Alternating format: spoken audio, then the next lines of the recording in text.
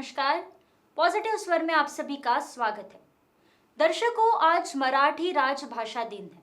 मराठी के लोकप्रिय कवि, लेखक, नाटककार और समीक्षक विष्णु वामन शिरवाडकर की जयंती पर हर साल यह मराठी राजभाषा दिवस मनाया जाता है।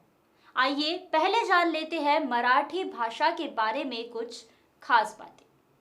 मराठी भाषा विश्व में सर्वाधिक बोली जाने वाली भाषाओं में 15वें क्रमांक की भाषा है, जबकि हिंदुस्तान की 22 प्रमुख भाषाओं में मराठी चौथे क्रमांक की भाषा है।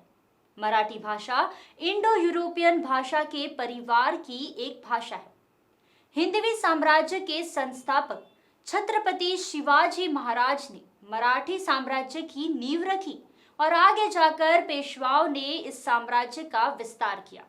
आजादी के बाद 1947 में हिंदुस्तान ने मराठी भाषा को अधिकृत राज्य भाषा का दर्जा दिया।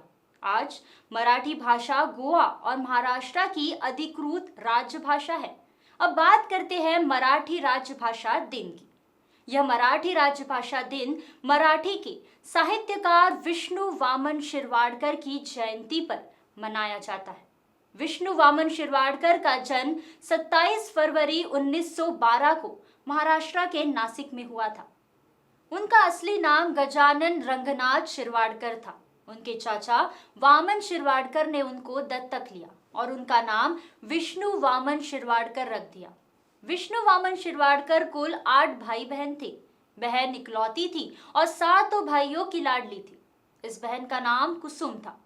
इकलौती बहन के अग्रज के रूप में विष्णु वामन शिरवाडकर ने आगे चलकर अपने नाम के साथ कुसुमाग्रज लिखना शुरू कर दिया। नासिक के पीटी कला महाविद्यालय से उन्होंने अपना बीए का शिक्षण पूरा किया। इसके बाद उन्होंने कई फिल्मों में छोटे छोटे रोल भी किए। इसके पश्चात फिल्मों की पटकथा और संवाद भी लिखे। साथ ही स्वराज, नवयुग, धनुर्धारी और प्रभात जैसे समाचार पत्रों में बतौर संपादक भी कार्य किया।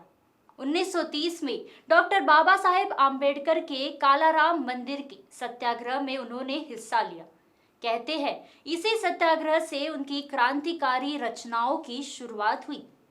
पत्रकारिता करने के उद्देश्य से कुसुमाग्रज मुंबई आ गए और यहाँ उनकी मुलाकात मुंबई मराठी साहित्य संघ के डॉक्टर A.N. भालेराव से हुई। भालेराव ने ही कुसुमाग्रज को नाटक लिखने के लिए प्रेरित किया। अब तक सिर्फ कवि के रूप में विख्यात कुसुमाग्रज देखते ही देखते प्रसिद्ध नाटककार भी बन गए। नट सम्राट जैसा ना भूलने वाला नाटक लिखने वाले कुसुमाग्रज ने अपने जीवन काल में कई कविता संग्रह, निबंध और एकांकिका लिखी। कुसुमाग्रज जी को मिले पुरस्कारों और सम्मान की बात करें तो महाराष्ट्र सरकार का सर्वश्रेष्ठ पुस्तक लिखने का पुरस्कार उनकी लिखी पुस्तक मराठी माती, स्वागत, हिमरेशा और नट सम्राट को मिला है। नट सम्राट को साहित्य अकादमी का पुरस्कार भी प्राप्त हुआ था। ययाति, देवयानी और वीज मणाली धरतीला को राज्य शासन का पुरस्कार मिला है, जबकि कविता संग्रह विशाखा को ज्ञानपीठ पुरस्कार मिला था। साहित्य क्षेत्र में बहुमूल्य योगदान के लिए उन्हें 1991 में पद्म भूषण सम्मान से सम्मानित किया गया।